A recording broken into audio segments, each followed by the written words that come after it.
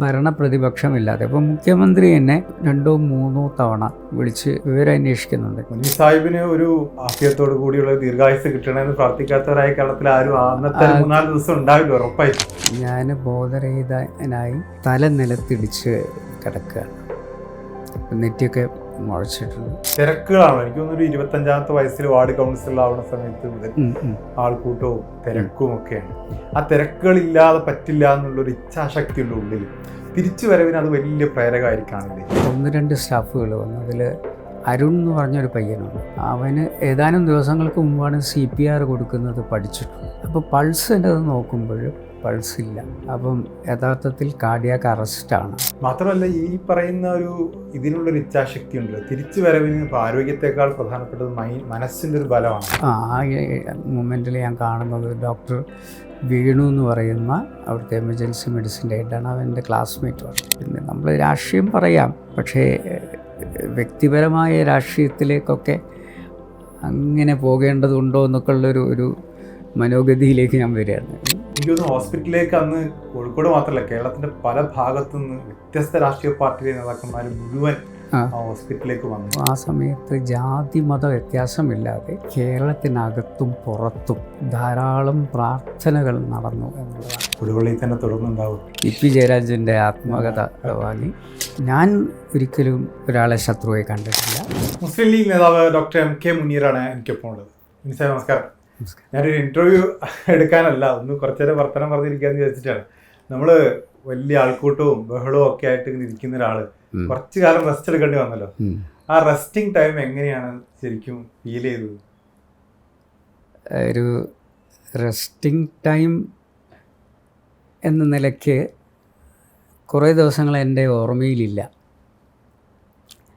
കാരണം ഞാൻ അന്നത്തെ ദിവസം വളരെ സജീവമായി കൊടുവള്ളിയിലെ ഒരു ഗ്രാമയാത്രയുണ്ടായിരുന്നു. ഗ്രാമയാത്രയിൽ പങ്കെടുത്ത് ഏകദേശം 380ഓളം പരാതികൾ സ്വീകരിച്ച് അതിലേകദേശം 100-180 പരാതികൾക്ക് പരിഹാരം കണ്ട് ബാക്കിയുള്ളതൊക്കെ ഇങ്ങനെ വിവിധ തലങ്ങളിലേക്ക് അയച്ചു കൊടുത്ത് അതിൻ്റെ ഫോളോ അപ്പ് നടത്തിക്കൊണ്ടിരിക്കുന്നൊരു സന്ദർഭമായിരുന്നു. അപ്പോൾ ഏറ്റവും അവസാനത്തെ ദിവസമാണ് കൊടുവള്ളി. അപ്പോൾ ബാക്കിയുള്ള എല്ലാ പഞ്ചായത്തുകളും അതിന് മുമ്പ് ഗ്രാമയാത്ര നടന്നു കഴിഞ്ഞു. അപ്പോൾ ഈ ഗ്രാമയാത്രയ്ക്ക് പോകുന്നതിൻ്റെ തൊട്ട് മുമ്പ് എനിക്ക് കലശലായിട്ടുള്ള ഈ വയറിൻ്റെ ഒരു പ്രശ്നമുണ്ടായിരുന്നു. ഫുഡ് പോയ്സൺ അല്ല, എന്താണെന്ന് മനസ്സിലായിട്ടില്ല. കാരണം 2-3 ദിവസമായി അതുണ്ട് ഞാൻ. പക്ഷെ അതെല്ലാം മറികടന്നുകൊണ്ടാണ് ഈ പരിപാടിക്കൊക്കെ പോയത്. അങ്ങനെ ഞാൻ അഡ്മിറ്റായി. അപ്പോൾ ഡോക്ടേഴ്സിനോട് ഞാൻ ചോദിച്ചു, എനിക്കിങ്ങനെ അവസാനത്തെ ഒരു ദിവസമാണ് ഈ ഗ്രാമയാത്രയുടെ കൊടുവള്ളിയുള്ള പരിപാടി. അപ്പോൾ അതിന് ഞാനൊന്ന് പോയിട്ട് ഞാൻ തിരിച്ചു വന്നോളാം. അപ്പോൾ ഡോക്ടർ മനസ്സോടെ എന്നാൽ പോയിട്ട് രാത്രി ഇവിടെ തന്നെ വരണം എന്ന് പറഞ്ഞു. അങ്ങനെ ആ പരിപാടിക്ക് ഒക്കെ പോയി വളരെ സജീവമായി ഒക്കെ എല്ലാ പരിപാടിയും അറ്റൻഡ് ചെയ്തു. തിരിച്ച് വീട്ടിൽ വന്നു. വീട്ടിൽ നിന്ന് പിന്നെ ഞാനും ഭാര്യയും കൂടി ഹോസ്പിറ്റലിൽ പോയി ഒരു റൂം എടുത്ത് അതിൽ അഡ്മിറ്റായി. മേത്ര ഹോസ്പിറ്റലിൽ ഒരു റൂമിൽ. രാത്രി ഇതേപോലെ തന്നെ എനിക്കും വയറ് പ്രശ്നമായിട്ട് ഞാൻ ബാത്റൂമിലേക്ക് പോയി. അപ്പം എൻ്റെ ഭാര്യ പറഞ്ഞത്, പിന്നെ എല്ലാം ഞാൻ പറഞ്ഞു കേൾക്കുന്നതാണ്, ഒരു ബക്കറ്റ് ഇങ്ങനെ നീങ്ങുന്ന ഒരു ശബ്ദം കേട്ടു. അപ്പം ഭാഗ്യത്തിന് പിന്നെ ഭാര്യ ഉറങ്ങിയിട്ടില്ലായിരുന്നു. അപ്പോൾ ഈ ശബ്ദം കേട്ടിട്ട് അർദ്ധരാത്രിയാണ്, പക്ഷെ ഉറങ്ങിയിട്ടില്ല. 12 മണി ആറായി. ഇത് തുറന്നു നോക്കുമ്പോൾ ഞാൻ ബോധരഹിതനായി തല നിലത്തിടിച്ച് കിടക്കുകയാണ്. നെറ്റിയൊക്കെ മുഴച്ചിട്ടുണ്ട്. അവളപ്പോൾ തന്നെ എമർജൻസി അലാം കൊടുത്ത്. അപ്പോഴേക്കും 1-2 സ്റ്റാഫുകൾ വന്നു. അതിൽ അരുൺ എന്ന് പറഞ്ഞൊരു പയ്യനുണ്ട്. അവന് ഏതാനും ദിവസങ്ങൾക്ക് മുമ്പാണ് CPR കൊടുക്കുന്നത് പഠിച്ചിട്ടുള്ളത്. അപ്പോൾ പൾസ് എൻ്റെ അത് നോക്കുമ്പോൾ പൾസില്ല. അപ്പം യഥാർത്ഥത്തിൽ കാർഡിയാക് അറസ്റ്റാണ്. കംപ്ലീറ്റായിട്ട് ബോഡി നിശ്ചലമാണ്. പക്ഷെ അവൻ ഈ CPR തന്നു തുടക്കത്തിൽ. പിന്നെ അത് കഴിഞ്ഞ് പിന്നെ ബാക്കിയുള്ള എല്ലാ സ്റ്റാഫും എമർജൻസി മെഡിസിനിൽ നിന്ന് ഓടി വന്ന് അവർ CPR കണ്ടിന്യൂ ചെയ്ത് ഏകദേശം 7.5 റൗണ്ട് CPR കൊടുത്ത ശേഷമാണ് എനിക്ക് പൾസ് തിരിച്ചു വരുന്നത് എന്നാണ് പറയുന്നത്. അത് കഴിഞ്ഞ് പിന്നെ എന്നെ നേരെ ICUവിലേക്ക് കയറ്റി വെൻറ്റിലേഷനിലേക്ക് പോയി. ഈ 4 ദിവസം എനിക്ക് വെൻറ്റിലേറ്ററിൽ കിടന്നതൊന്നും ഓർമ്മയില്ല. വളരെ ബ്ലാങ്കായിട്ട് ഉള്ള ദിവസങ്ങളായിരുന്നു.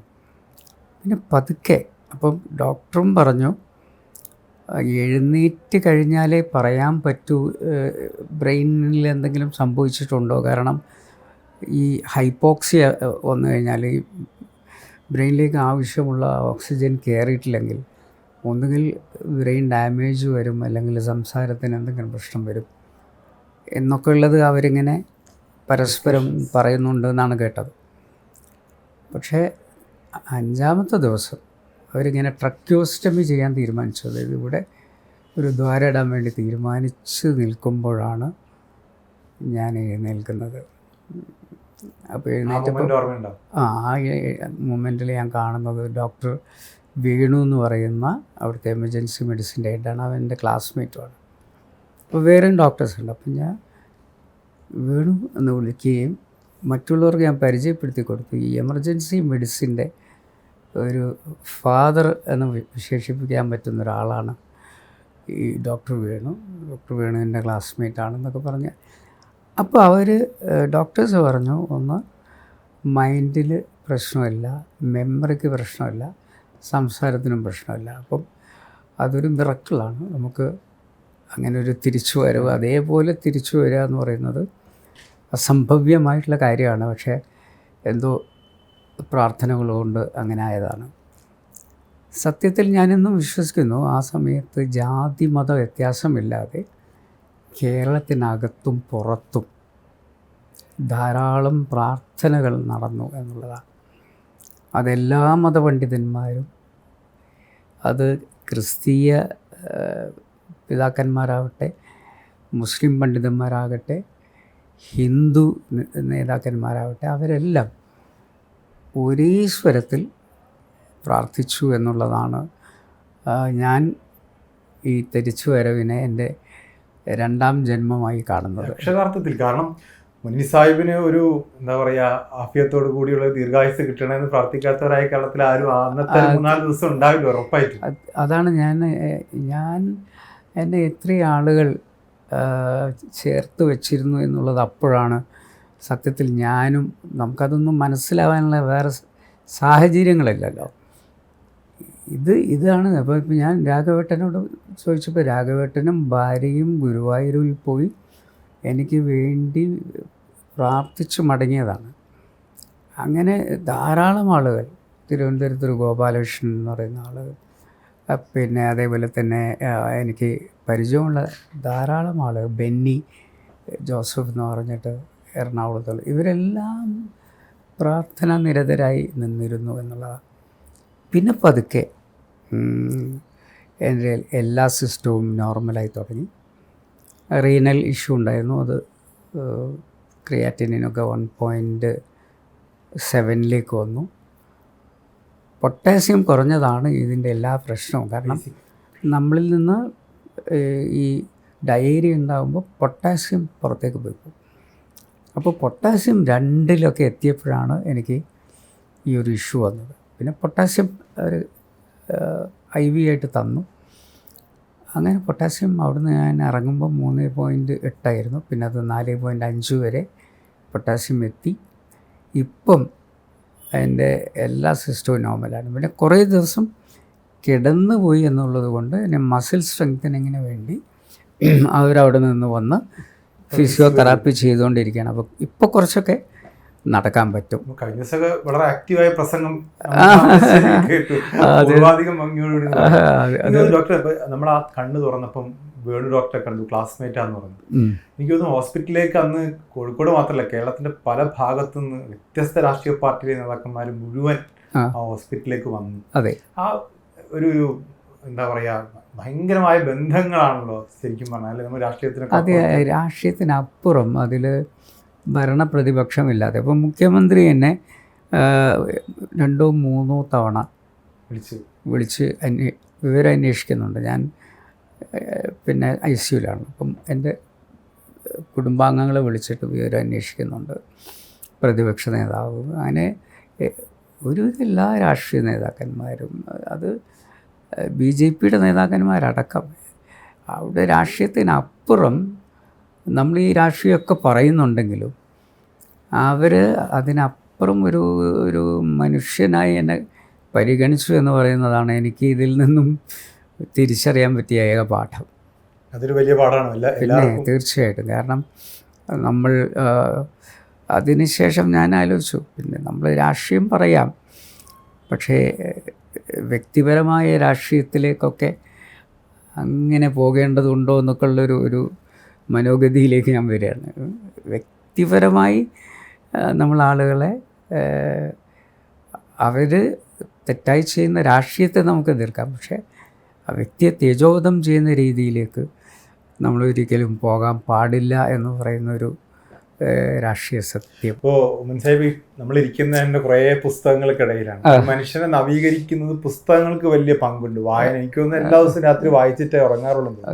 ഞാൻ ഈ സംഭവം ഉണ്ടാവുന്നതിൻ്റെ തലേ ദിവസം വരെ രാത്രി കാലങ്ങൾ ഞാൻ ഒരു പുലർച്ചെ 5:30 ആവുന്നത് വരെ വായിക്കുകയും 5:30ക്ക് കിടന്ന് ഒരു 9 മണി വരെ, അങ്ങനെ എൻ്റെ ഉറക്കം വളരെ കുറവായി. ഒരു 4 മണിക്കൂറൊക്കെ ഉറങ്ങും. അപ്പോൾ അത് ഡോക്ടർമാർ പറഞ്ഞു, അത് നിങ്ങൾ ഒരു കാര്യം ചെയ്യൂ, കുറച്ചുകൂടി നേരത്തെ കിടന്ന് ഒരു 10 മണിക്കിനെ കിടന്ന് ഏർലി മോർണിംഗ് എഴുന്നേറ്റ് വായന രാവിലെകളിലേക്കാക്കാൻ ശ്രമിക്കുക എന്ന് പറഞ്ഞിട്ടുണ്ട്.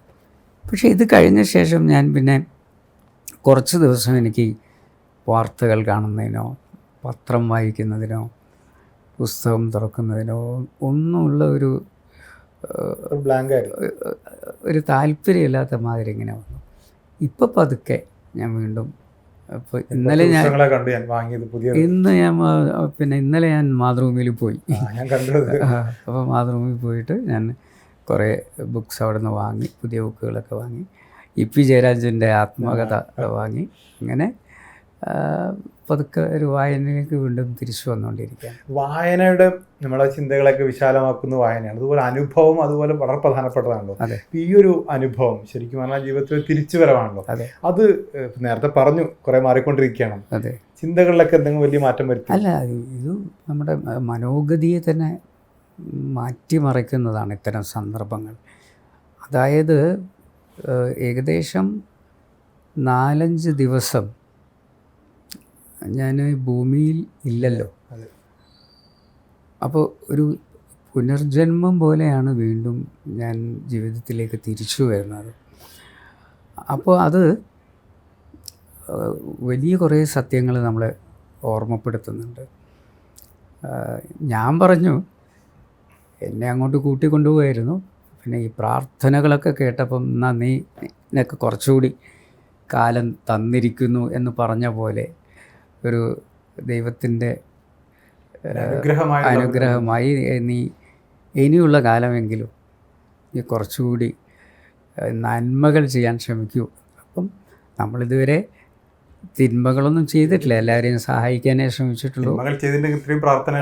ഞാൻ മന്ത്രിയായിരിക്കുമ്പോഴും ഏറ്റവും അടിത്തട്ടിലുള്ളവർക്ക് വേണ്ടിയേ ഞാൻ നിന്നിട്ടുള്ളൂ. ഞാൻ ഇനി വിവാഹ ചടങ്ങുകൾക്ക് പോകുന്നുണ്ടെങ്കിലും ഏറ്റവും പാവപ്പെട്ടവരുടെ വീട്ടിൽ വിവാഹമുണ്ടെങ്കിലാണ് അതിനാണ് എൻ്റെ മുൻഗണന. അപ്പോൾ അതുകൊണ്ട് തന്നെ അത്തരത്തിലുള്ള ധാരാളം ആളുകൾ, ഇപ്പം മക്കയിൽ നിന്നും എന്നെ ചില ആളുകൾ വിളിച്ചിരുന്നു സമയത്ത് എനിക്ക് ഓർമ്മ തിരിച്ചു വന്നപ്പോൾ. അപ്പോൾ ഞങ്ങളിങ്ങനെ ഹറമിലുണ്ട്, ഞങ്ങൾ പ്രാർത്ഥനയിലാണ്, ഇത് കഴിഞ്ഞ് ഞങ്ങൾ മദീനയിലേക്ക് പോകും എന്നൊക്കെ പറഞ്ഞ് അങ്ങനെ ആയിരക്കണക്കിന് ആളുകൾ പിന്നെയാണ് ഞാൻ ഈ ഫോണൊക്കെ കുറേ ദിവസം കഴിഞ്ഞാൽ തുറക്കുന്നത്. അപ്പോൾ അതിലൊക്കെ ഇങ്ങനെ ഇവരെയൊക്കെ തിരിച്ചു വിളിച്ചെന്ന് തോന്നുന്നു കുറേ പേരെ എനിക്ക് കഴിയുന്നത്ര എനിക്ക് കിട്ടിയ ഫോണിൽ എല്ലാവരെയും ഞാൻ തിരിച്ചു വിളിച്ചു. അപ്പോൾ അവർ തന്നെ അവർ പറയുന്ന ആ ശബ്ദം കേട്ടപ്പോൾ തന്നെ അവർക്കൊരു വലിയ നവോന്മേഷമായി എന്നൊക്കെ പറയുന്നുണ്ട്. അപ്പോൾ അത്രമാത്രം ചിലർ പൊട്ടി കരയുന്നുണ്ട്. അപ്പം ഇതൊക്കെ എന്താണ് മനുഷ്യൻ ആകത്തുക എന്ന് പറയുന്നത്? അല്പകാലത്തേക്കുള്ളൊരു ജീവിതം. ആ ജീവിതത്തിൽ നമ്മൾ പിന്നെ വടംവലിയും തമ്മിൽ തല്ലും സംഘർഷമൊക്കെ ആയി നടക്കുന്നതിന് പകരം ആ സമയത്തുകൂടി എന്തെങ്കിലുമൊക്കെ ജനങ്ങൾക്ക് വേണ്ടി ചെയ്യാൻ പറ്റുമെന്ന് നോക്കാം. ഉപ്പാൻ്റെ ഒരു മാതൃകയൊക്കെ ഉണ്ടല്ലോ അല്ലേ? ഞാൻ പഠിച്ചത് അത് അവിടുന്ന്. എൻ്റെ ഏറ്റവും വലിയ പാഠപുസ്തകം എന്ന് പറയുന്നത് എൻ്റെ പിതാവ്. ഈ തിരക്കുകളാണ് എനിക്ക് തോന്നുന്നു. 25ാമത്തെ വയസ്സിൽ വാർഡ് കൗൺസിലറാവുന്ന സമയത്ത് മുതൽ ആൾക്കൂട്ടവും തിരക്കും ഒക്കെയാണ്. ആ തിരക്കുകളില്ലാതെ പറ്റില്ല എന്നുള്ളൊരു ഇച്ഛാശക്തി ഉണ്ട് ഉള്ളിൽ. തിരിച്ചു വരവിന് അത് വലിയ പ്രേരകമായിരിക്കാണില്ലേ ശരിക്കും പറഞ്ഞാൽ? ശരിക്കും തിരക്ക് എന്ന് പറയുന്നത്, ഇപ്പം ഞാൻ തിരിച്ചു വന്നപ്പോൾ ആളുകൾ കാണാൻ വേണ്ടി വരുന്നുണ്ട്. അപ്പോൾ താഴെ അവർ കുറേ റെസ്ട്രിക്ഷൻസ് വെച്ചിട്ടുണ്ട്. പക്ഷേ ഞാൻ പറഞ്ഞു അങ്ങനെ ആളുകളെ തടയണ്ട, വന്ന് കാണാൻ പറ്റുന്നവർക്ക്, എനിക്ക് സംസാരിക്കാനുള്ളൊരു ബുദ്ധിമുട്ടുണ്ടെന്നേ ഉള്ളൂ, വന്ന് കാണാൻ പറ്റുന്നവർ മുഴുവൻ വന്ന് കാണട്ടെ, അതിലൊന്നും അവരെ തടയണ്ട. അപ്പം അവിടുന്ന് തന്നെ ജനങ്ങൾ വന്നു തുടങ്ങി. പക്ഷെ ഇവിടെ വന്ന ശേഷം പിന്നെ രാവിലെ എനിക്കൊരു ഫിസിയോതെറാപ്പി ഉണ്ട്. അത് കഴിഞ്ഞാൽ ഞാൻ രാത്രി വരെ ആളുകളെ കണ്ടുകൊണ്ടിരിക്കുകയാണ്. അപ്പോൾ പലരും കൂടെ വന്ന് വീണ്ടും പഴയകാല കാര്യങ്ങളായി വിറക്കാനും ഒക്കെ അവർ വരുന്നു എന്ന് പറയുമ്പോൾ ഈ തിരക്കുകളിൽ ജീവിക്കുന്നവർക്ക് ഒരിക്കലും തിരക്കൊഴിഞ്ഞ് ജീവിക്കാൻ പറ്റില്ല. ആൾക്കൂട്ടത്തിൽ തനിയെ സാധ്യമല്ല. ആൾക്കൂട്ടത്തിൻ്റെ ഭാഗമാവുക എന്നുള്ളത്. അപ്പോൾ എപ്പോഴും ഞാൻ ആൾക്കൂട്ടത്തിൻ്റെ ഭാഗമാവാൻ വീട്ടുകാരും വളരെ അടുത്ത ആൾക്കാരൊക്കെ സ്നേഹത്തോട് ശാസിക്കുന്നുണ്ടാവും, ഇങ്ങനെ ആൾക്കാരെ കാണണ്ട, സംസാരിക്കണ്ട. ഉണ്ട്.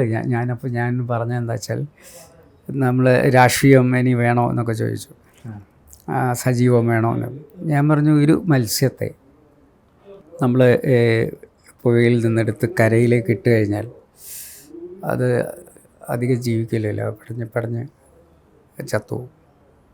പക്ഷെ അത് ചാവുന്നതിന് മുമ്പ് അതിനെ പിടിച്ച് വെള്ളത്തിലേക്ക് ഇട്ട് കഴിഞ്ഞാൽ വീണ്ടും നീന്തിപ്പോവും. അപ്പോൾ ഒരു രാഷ്ട്രീയക്കാരനെ ഈ രാഷ്ട്രീയത്തിൽ നിന്ന് എടുത്ത് പുറത്തേക്ക് ഇട്ടാൽ അവന് പടഞ്ഞില്ലാതാവുകയുള്ളൂ. മാത്രമല്ല ഈ പറയുന്ന ഒരു ഇതിനുള്ളൊരു ഇച്ഛാശക്തി ഉണ്ടല്ലോ, തിരിച്ചു വരവിന് ഇപ്പോൾ ആരോഗ്യത്തെക്കാൾ പ്രധാനപ്പെട്ടത് മനസ്സിൻ്റെ ഒരു ബലമാണല്ലോ. ആ ബലം ഈ രാഷ്ട്രീയം നൽകിയിട്ടുള്ളൊരു ബലം തന്നെയായിരിക്കും. രാഷ്ട്രീയത്തിൽ നിന്ന് നമുക്ക് കിട്ടിയ കുറേ അനുകൂല ഘടകങ്ങളുണ്ട് ഈ രോഗത്തിൽ നിന്നും പുറത്ത് കടക്കാൻ വേണ്ടി. ഒന്ന്, ഉള്ളിൽ ഒരു ശക്തി നമ്മളോട് വീണ്ടും വീണ്ടും എഴുന്നേൽക്കൂ, കർമ്മനിരതനാവൂ എന്ന് പറയുന്ന ഒരു പ്രതീതിയുണ്ട്. അപ്പോൾ നമുക്ക് അത് വല്ലാത്ത ഊർജ്ജമാണ് തരുന്നത്. അതുകൊണ്ടായിരിക്കണം ഇത്രയും പെട്ടെന്ന് തന്നെ എൻ്റെ എല്ലാ സിസ്റ്റവും നോർമലിലേക്കായി എന്ന് പറയുന്നത്. ഡോക്ടർമാർ തന്നെ വലിയ അത്ഭുതത്തോടു കൂടി സംസാരിക്കുന്നത്, മിറക്കൽ എന്നുള്ള രീതിയിലാണ് സംസാരിക്കുന്നത്. നമുക്ക് രാഷ്ട്രീയത്തിലെ സ്വാഭാവികമായിട്ടും രാഷ്ട്രീയത്തിൽ ശത്രുക്കളുണ്ടാവും. വ്യക്തിബന്ധങ്ങൾക്ക് പ്രാധാന്യം കൊടുത്താൽ പോലും ശത്രുക്കൾ സ്വാഭാവികമായി ജനറേറ്റ് ചെയ്യപ്പെടുന്ന ഒരു മേഖല രാഷ്ട്രീയം എന്ന് പറയുന്നത്. അങ്ങനെ അജാത ശത്രുത്വം ഉണ്ടെന്ന് അവകാശപ്പെടാൻ പറ്റുമോ മുൻസായി? ഇല്ല, എനിക്കങ്ങനെ ഞാൻ ഒരിക്കലും ഒരാളെ ശത്രുവായി കണ്ടിട്ടില്ല. ഒരാളെയും ശത്രുപക്ഷത്ത് നിർത്താൻ ഞാൻ ആഗ്രഹിച്ചിട്ടില്ല. ചിലപ്പോൾ അദ്ദേഹത്തിൻ്റെ ഐഡിയോളജിയെ അല്ലെങ്കിൽ അദ്ദേഹം പ്രതിദാനം ചെയ്യുന്ന പ്രത്യയശാസ്ത്രത്തെയൊക്കെ ഞാൻ എതിർത്തിട്ടുണ്ടാവാം. അതിനുവേണ്ടി വളരെ രൂക്ഷമായ രീതിയിൽ വിമർശനങ്ങൾ നടത്തിയിട്ടുണ്ടാകാം. പക്ഷേ ആ വ്യക്തിയെ അല്ല ഞാനതിലൂടെ വിമർശിക്കുന്നത്. അങ്ങനെയായിരുന്നെങ്കിൽ ഞാൻ നിയമസഭയിൽ ഏറ്റവും കൂടുതൽ വിമർശിച്ചിട്ടുള്ളത് പിണറായി വിജയനെയാണല്ലോ. അപ്പോൾ നമുക്കൊരു രോഗം വന്നു എന്ന് പറയുമ്പോൾ അത് വിളിച്ചന്വേഷിക്കുന്നവരുടെ കൂട്ടത്തിൽ അദ്ദേഹം ഉണ്ടല്ലോ. അപ്പം അവരൊക്കെ രാഷ്ട്രീയം വേറെയും വ്യക്തിബന്ധം വേറെ ആയിട്ട് കാണുന്നുണ്ടെന്നാണ് എൻ്റെ വിശ്വാസം. അങ്ങനെ ശത്രുക്കൾ ഉണ്ടാക്കേണ്ട ആവശ്യമില്ല. ഇല്ല, ഇപ്പോൾ ഇനിയിപ്പോൾ ഞങ്ങൾ നിയമസഭയിൽ പോയി കഴിഞ്ഞാൽ ഇതേപോലെ കൊമ്പ് ഓർക്കും, ചിലപ്പം വളരെ രൂക്ഷമായി വിമർശിക്കും. പക്ഷേ അത് കഴിഞ്ഞാൽ നമുക്ക് പുറത്തിറങ്ങി വീണ്ടും സംസാരിക്കാൻ പറ്റണം. ഞാൻ നേരത്തെ പറഞ്ഞ നമ്മളൊരു തിരിച്ചറിവ് എന്ന് പറഞ്ഞല്ലോ, ഇങ്ങനെ ബെഡ്റൂമിനായി ഇങ്ങനെ കിടക്കുന്ന സമയത്ത് എന്തെങ്കിലുമൊക്കെ പഴയ കാര്യങ്ങൾ അതൊന്നും അങ്ങനെയൊന്നും വേണ്ടിയിരുന്നില്ല, അതൊന്നും അങ്ങനെ ചിന്തകളൊക്കെ വന്നിരുന്നു ശരിക്കും പറഞ്ഞാൽ, എന്തെങ്കിലും ഒരു പുനർവിചിന്തനം എന്നൊക്കെ പറയുന്നത്? അല്ല, കുറേ നമ്മൾ ചെയ്ത കാര്യങ്ങൾ എൻ്റെ അർത്ഥത്തിൽ എൻ്റെ പിതാവ് 56 വയസ്സ് വരെ ജീവിച്ചിട്ടുള്ളൂ. പക്ഷെ അദ്ദേഹത്തിൻ്റെ കാലയളവിൽ, അദ്ദേഹത്തിൻ്റെ കുട്ടിക്കാലം മുതൽ അദ്ദേഹം 56 വയസ്സാവുന്നതിനിടയിൽ ചെയ്ത കുറേ കാര്യമുണ്ട്. അതിൻ്റെ ഒരു അംശം പോലും ഈ 63 വയസ്സ് എനിക്കായിട്ടും എനിക്ക് ചെയ്യാൻ പറ്റിയിട്ടില്ലല്ലോ എന്നുള്ളത് ഒരു വലിയ ദുഃഖമാണ്. കാരണം ഈ അളവുകോലെന്ന് പറയുന്നത് വളരെ ഉയരങ്ങളിലാണ്. അപ്പോൾ എല്ലാവരും താരതമ്യം ചെയ്യുമ്പം അത്രയൊന്നും എത്തിയില്ല എന്ന്. അപ്പം അളവുകോലുകൾ വലിയ താരതമ്യം ചെയ്യുമ്പോൾ ഇപ്പോഴും അപ്പം ഞാനെപ്പോഴും പറയും അത് സൂര്യനാണ്, അതിൻ്റെ പ്രക്ഷോഭയിൽ അല്പം വെളിച്ചം കിട്ടുന്ന ഒരു ചന്ദ്രൻ മാത്രമാണ് ഞാൻ എന്നുള്ള രീതിയിലാണ് ഞാൻ കണ്ടിട്ടുള്ളത്. ഇപ്പോൾ കുറച്ച് ദിവസം വായനയും പത്രവും രാഷ്ട്രീയവും ഒന്നും വേണ്ടാന്ന് തീരുമാനിച്ചല്ലോ, എപ്പോഴാണ് അതൊക്കെ തിരിച്ചു പിടിക്കാം എന്ന് തോന്നിയത്? കുറച്ച് കഴിഞ്ഞപ്പോൾ പിന്നെ ഈ പല വാർത്തകളും ആളുകളിങ്ങനെ പരസ്പരം പറയുമല്ലോ, പിന്നെ നമ്മൾ ഫോണിലേക്ക് ചെറുതായി പോയി തുടങ്ങും. അപ്പോൾ ഫോണിൽ തന്നെ നമ്മൾ ഇൻസ്റ്റാഗ്രാമും അതുപോലെ തന്നെ ഫേസ്ബുക്കൊക്കെ നോക്കുമ്പോൾ ചില വാർത്തകൾ അതിൽ കണ്ടു തുടങ്ങും. പിന്നെ അതിൻ്റെ പൂർണ്ണ രൂപം എന്താണെന്ന് അറിയാൻ വേണ്ടി പിറ്റേ ദിവസം പത്രം നോക്കാൻ തുടങ്ങും. അങ്ങനെ പതുക്കെ പതുക്കെ രാഷ്ട്രീയത്തെ സംഭവങ്ങൾ കാണുമ്പോഴേ ഇതിലെനിക്ക് പ്രതികരിക്കണമായിരുന്നല്ലോ.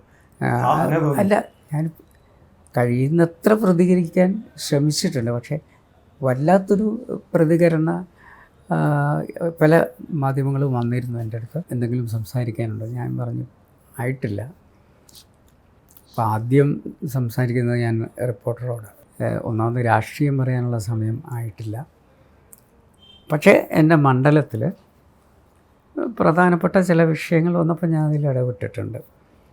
അത് പക്ഷേ അവിടുത്തെ ജനങ്ങളുടെ പ്രശ്നം എന്നുള്ള നിലയ്ക്കാണ്. ഫ്രഷ് കിട്ടുമായി ബന്ധപ്പെട്ടിട്ടുള്ള വിഷയത്തിലൊക്കെ വളരെ സജീവമായി ഇടപെട്ടു. കളക്ടർ വിളിച്ച യോഗങ്ങളിൽ പങ്കെടുത്ത് നമ്മളുടെ ശക്തമായ വിയോജിപ്പുകളൊക്കെ പ്രകടിപ്പിച്ചിട്ടുണ്ട്. ഇപ്പോൾ രണ്ടാമതും തിരിച്ചു വരികയാണ്, വീണ്ടും സജീവമായി. പഴയ മുഖ്യമന്ത്രി ഹോസ്പിറ്റലിലേക്ക് വിളിച്ച ഓർമ്മയൊക്കെ ഉണ്ട്, എന്നാൽ പോലും ഈ ഭരണം മാറണം എന്ന് തന്നെയായിരിക്കും വിചാരിക്കേണ്ടത്. അല്ല, അത് പിന്നെ രാഷ്ട്രീയത്തിൽ നമ്മൾ എന്തിനു വേണ്ടിയാണ് നിലകൊള്ളുന്നത്? പ്രതിപക്ഷം, ഭരണപക്ഷം എന്ന രണ്ട് പക്ഷം ഉണ്ടല്ലോ. അപ്പോൾ പ്രതിപക്ഷത്തിൻ്റെ ചുമതല അടുത്ത ഗവൺമെൻറ് പിടിക്കുക എന്നുള്ളത് തന്നെയാണ്. അതിനുവേണ്ടി ഇനിയിപ്പം തദ്ദേശ തെരഞ്ഞെടുപ്പുകൾ വരുന്നു. അപ്പോൾ അതിൻ്റെ ചർച്ചകൾ ഇവിടെ നടന്നുകൊണ്ടിരിക്കുന്നു. അതിൽ രാഷ്ട്രീയം ചർച്ച ചെയ്യപ്പെടും. അത് കഴിഞ്ഞ് പിന്നെ ആകെ 2 മാസമേ ഉള്ളൂ നിയമസഭയ്ക്ക്. അപ്പോൾ നിയമസഭയാകുമ്പോഴേക്കും സജീവമായ രാഷ്ട്രീയത്തിലേക്ക് വരികയും ഈ ഗവൺമെൻറ്റിനെ പൊളിച്ചു കാണിക്കുക എന്നുള്ളത് തന്നെയാണല്ലോ രാഷ്ട്രീയപരമായ എൻ്റെ ചുമതല. ഇപ്പോൾ നിസാമിൻ്റെ വാക്കുകളുണ്ട്, വിശ്രമം എന്ന് പറയുന്നത് അജണ്ടയിൽ ഇല്ല എന്നുള്ളത് വാക്കുകളിൽ മനസ്സിലായി. സ്വാഭാവികമായിട്ടും നിയമസഭാ തെരഞ്ഞെടുപ്പ് വരെയുള്ള സമയങ്ങളിൽ അതിന് ശേഷമൊക്കെ ഉണ്ടാവും എന്നുള്ളത് തന്നെയാണല്ലോ. അല്ല, വിശ്രമത്തിലേക്കുള്ള അജണ്ട ഇല്ല. അല്ല, വിശ്രമിക്കുക എന്ന് പറയുന്നത് എൻ്റെ നിഘണ്ടുവിലില്ല. ഇങ്ങനെ ഒരു സാഹചര്യം വന്നപ്പോൾ വിശ്രമത്തിലേക്ക് പോയി എന്നുള്ളതല്ലാതെ, അല്ലാതെ എന്ത് ചെറിയ പനിയുണ്ടെങ്കിലും എന്ത് മറ്റ് രോഗങ്ങളുണ്ടെങ്കിലും ഞാൻ എവിടേക്ക് പോകാൻ പറ്റുമോ അവിടെയൊക്കെ പോകാറുണ്ട്, പ്രസംഗിക്കാറുണ്ട്. തിരഞ്ഞെടുപ്പുകളിൽ വളരെ സജീവമായിട്ടുണ്ട്. അത് നിലമ്പൂർ തിരഞ്ഞെടുപ്പിലൊക്കെ ഞാൻ വളരെ സജീവമായിട്ടുണ്ടായിട്ടുണ്ട്. അതേപോലെ തന്നെ ഇനി ഈ ഐക്യജനാധിപത്യ മുന്നണിയെ അധികാരത്തിലേറ്റുന്നതിന് വേണ്ടിയിട്ടുള്ള പരിശ്രമങ്ങളിൽ ഒരു ഐക്യജനാധിപത്യ മുന്നണിയുടെ പ്രവർത്തകൻ എന്നുള്ള നിലയ്ക്ക്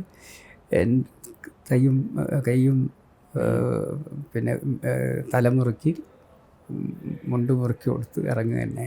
മിനിസാക്ക് കുറേ സ്ഥലത്തുണ്ടായി, മങ്കടയിലുണ്ടായിരുന്നു, സൗത്തിലുണ്ടായിരുന്നു, ഇപ്പോൾ കൊടുവള്ളിയാണ്. അങ്ങനെ കൊടുവള്ളിക്കാരുടെ ഒരു പ്രത്യേക ഇഷ്ടം തോന്നി തുടങ്ങിയിട്ടുണ്ട് ശരിക്കും? അല്ല, എനിക്ക് ആരോടും പ്രത്യേക ഇഷ്ടക്കുറവില്ലല്ലോ. കൊടുവള്ളിയുള്ളവരും ഞാൻ വളരെ സ്നേഹബന്ധത്തിലാണ്. അവിടെ എല്ലാ ആളുകളുമായിട്ട് തന്നെ. ഇപ്പം രാഷ്ട്രീയത്തിനപ്പുറം തിരഞ്ഞെടുപ്പ് കഴിഞ്ഞാൽ ഒരു പാർട്ടിയുടെ മാത്രം MLA അല്ല, അല്ല ജനങ്ങളുടെ അടുത്ത ജനങ്ങളുടെ MLA. അപ്പം അതുകൂടെ ഇടതുപക്ഷത്തിൻ്റെ ആളുകൾ, BJPയുടെ ആളുകൾ, ഇവരൊക്കെ ആയിട്ട് ഞാൻ സൗഹൃദങ്ങളും അവരുടെ ആവശ്യങ്ങൾ വരുന്ന സമയത്ത് അതിന് പരിഹാരം ഉണ്ടാക്കാനൊക്കെ എപ്പോഴും ശ്രമിച്ചിട്ടുണ്ട്. കൊടുവള്ളിയിൽ തന്നെ തുടർന്നുണ്ടാവും. അല്ല, അതൊന്നും തെരഞ്ഞെടുപ്പിനെ കുറിച്ചൊന്നും ഇപ്പോൾ പറയാൻ പറ്റില്ല. ഓക്കെ, ഒറ്റ കാര്യോട് പറഞ്ഞാൽ നമുക്ക് അവസാനിപ്പിക്കാം. എന്തായാലും ഇപ്പോൾ ഈ മുസ്ലിം ലീഗിനെ കുറിച്ച് പറയുമ്പോഴേ വർഗീയ പാർട്ടിയാണെന്ന രീതിയിൽ CPM പ്രചാരണം നടക്കുന്നുണ്ട്. അപ്പം നിസാബിൻ്റെ പറഞ്ഞു അതിന് രാഷ്ട്രീയത്തിനപ്പുറത്ത് മതത്തിനപ്പുറത്തൊക്കെയുള്ള സ്നേഹം കിട്ടിയെന്ന്. മുസ്ലിം ലീഗ് അങ്ങനെ ഒരു വർഗീയ പാർട്ടിയാണെന്ന രീതിയിൽ ജമാഅത്തെ ഇസ്ലാമിയൊക്കെ ചേർന്ന് ഒരു മിക്സഡ് പാർട്ടിയായി മാറി എന്നുള്ളതാണ് CPMൻ്റെ ഒരു ആക്ഷേപം. അതിൽ ഒരു തരിമ്പും സത്യമില്ല എന്നുള്ളതാണ്. ഇപ്പം ഞാൻ പറയാം, ഞാൻ മത്സരിച്ച പ്രധാനപ്പെട്ട കോഴിക്കോട് സൗത്താണ്. കോഴിക്കോട് സൗത്തിൽ മുസ്ലിം വോട്ട് മാത്രം കിട്ടിയാൽ ഞാൻ ജയിക്കില്ലല്ലോ. ഒരിക്കലുമില്ല. അപ്പോൾ അവിടെ ഹിന്ദു വോട്ടും ക്രിസ്ത്യാനി വോട്ടും എനിക്ക് കിട്ടുന്നുണ്ടല്ലോ. അപ്പോൾ മുസ്ലിം ലീഗിനെ ഒരു വർഗീയ പ്രസ്ഥാനമായി കാണുന്നുണ്ടെങ്കിൽ ഈ വോട്ടുകൾ എങ്ങനെ എനിക്ക് കിട്ടും? അതുകൊണ്ട് യഥാർത്ഥത്തിൽ മുസ്ലിം ലീഗിനൊരു വർഗീയ സംഘടന ഞാൻ മാത്രമല്ല, പല സ്ഥാനാർത്ഥികളെ എടുത്തു നോക്കിക്കഴിഞ്ഞാൽ മലപ്പുറത്ത് കുറച്ച് മണ്ഡലം ഒഴിച്ചാൽ ബാക്കി എല്ലാ സ്ഥലത്തും ഹിന്ദു ക്രിസ്ത്യൻ വോട്ടുകളാണ് നിർണായകം. പക്ഷെ അവരെന്നും ലീഗിനെ തിരിച്ചറിഞ്ഞിട്ടുണ്ട്. നമ്മൾ ജമാഅത്തുമായിട്ട് ഒരു നേരിട്ട് ബന്ധം എവിടെയും നിലനിർത്തിയിട്ടില്ലല്ലോ. അവർ ചില തിരഞ്ഞെടുപ്പിൽ നമുക്ക് പിന്തുണ നൽകി എന്നുള്ളതല്ലാതെ നമ്മളവരുടെ അരികിൽ പോയി ഒരു ചർച്ച നടത്തുകയോ വോട്ട് വേണമെന്ന് ആവശ്യപ്പെടുകയോ ഒന്നും ചെയ്തിട്ടില്ലല്ലോ. അപ്പോൾ ഇനി തുടർന്നും വളരെ ശക്തമായി സജീവമായി ഞങ്ങൾക്കൊപ്പം ഉണ്ടാവണം. തീർച്ചയായും.